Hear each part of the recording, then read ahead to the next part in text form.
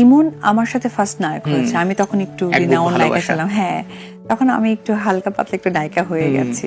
তো ওই জায়গা থেকে আমি দেখেছি যে ইমন তখন বাংলা লিঙ্ক থেকে একটা অন্যরকম ক্রেজ নিয়ে চলে এসেছে। বাট আমি যতটুকু বলবো, ইমন আমার খুব ভালো একটা বন্ধু এবং ওকে খুব মিস করি। ওর কাজের জায়গাটা সবকিছু একদমই অন্যরকম।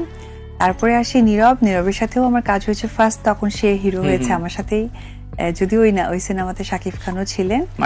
হ্যাঁ, ওটা খুব ভালো লেগেছে। তারপরে যদি আমি বলি সাইমনের সাথে তো আমি কাজ করেছি লাল শাড়িতে আমার নিজের প্রোডাকশনে, সেও অসম্ভব ভালো, সাপোর্টিভ। বিশেষ করে আমি সাইমনের একটা কথা না বললেই নয়, সেটা হচ্ছে যে অনেক সকালে উঠে সে কিন্তু শুটিং এ চলে গেছে, আমি উঠতে লেট করেছি, যদিও ওই দিন আমার শুটিং ছিল না। বাট হয় না, আমার এতে ইউনিট, আমি অনেক সকালে উঠবো, সবাইকে হয়তো বা ডেকে দিব বা ইউনিটটাকে মুভ করাবো, কিন্তু আমিও তো অনেক রাতে কাজ করেছি।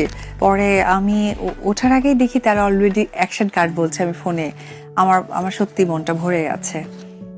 তারপরে বাপির সাথে কাজ করেছি, বাপির সাথে দেবাশিস দাদা একটা সিনেমা নাম্বার 2। বাপিও ভীষণ ভীষণ ভীষণ একজন সাপোর্টিভ একটা হিরো, খুবই ভালো লেগেছে।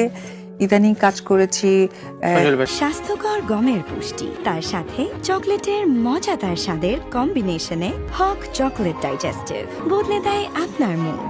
সজল ভাইয়ের সাথে, আদুর রাজাতের সাথে, জয় চৌধুরীর সাথে কাজ করেছি। সবাই না অনেক হেল্পফুল। মানে আফটার অল আমি বলতে চাই যে আমি হয়তো অনেক লাকি, অনেক ভাগ্যবতী।